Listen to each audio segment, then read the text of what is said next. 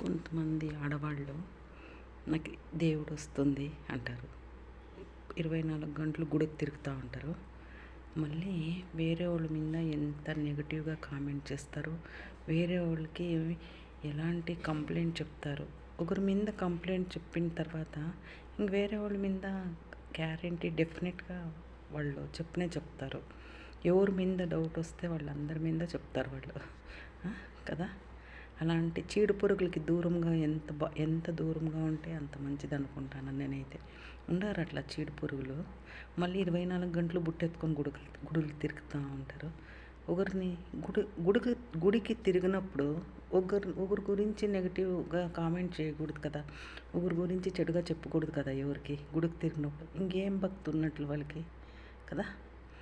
దేవుడు చూసుకుంటాడు అనుకోవాల. ఏం భక్తి ఉంటుంది వాళ్ళకి? 24 గంటలు నాకు దేవుడు వస్తాడు అని 24 గంటలు గుడికి తిరుగుతుంటారు.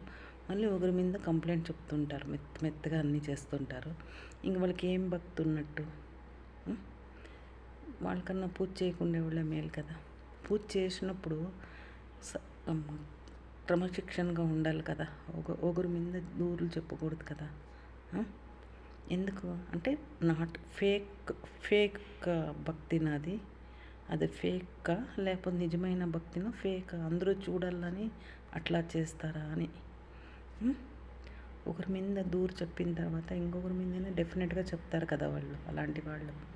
అలాంటి అలవాటు డెఫినెట్గా ఉంటుంది వాళ్ళకి. ఒకరి మీద చెప్పిన తర్వాత ఇంకొకరి మీద చెప్తారు కదా వాళ్ళు, ఎవరైనా కానీ.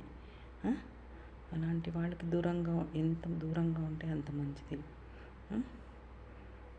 ఎంత మనుషుల్ని ఎంత ఆకర్షించుకొని ఎంత బాగా కంప్లైంట్ చెప్తారు చూడు ఒకరి మీద. అందుకే దేవుడు ఎవరికి ఎలాంటి శిక్ష వేయాలో అలాంటి శిక్ష వేస్తాడు తప్పకుండా. ఈయనే వేస్తాడు. దేవుడు వదలలేదు ఊరికే. కర్మ ఎందుకు చుట్టుకునేది? ఒకరి గురించి అనుకొని కర్మ ఎందుకు కట్టుకోవాలా? అనుకోకపోతే ఉండదు కదా. ఒకరి గురించి లేనిపోను అనుకొని కర్మ ఎందుకు కట్టుకోవాలా చెప్పండి. అలాంటి వాళ్ళు చీడు పురుగులు ఉండారు కాబట్టి ఈ సమాజం ఇంకా ఇలా ఉంది. అందుకే వర్షాలు లేకుండా పోతూ ఉంది.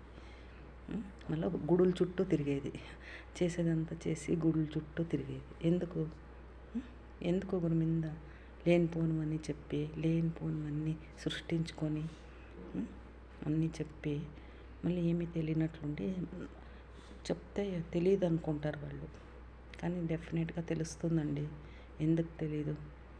చీడు పురుగు ఇది అని అందరూ మనసులో ఉంటుంది వాళ్ళకి. ఇది చీడు పురుగు అందరినీ చెడుపుతా ఉంది.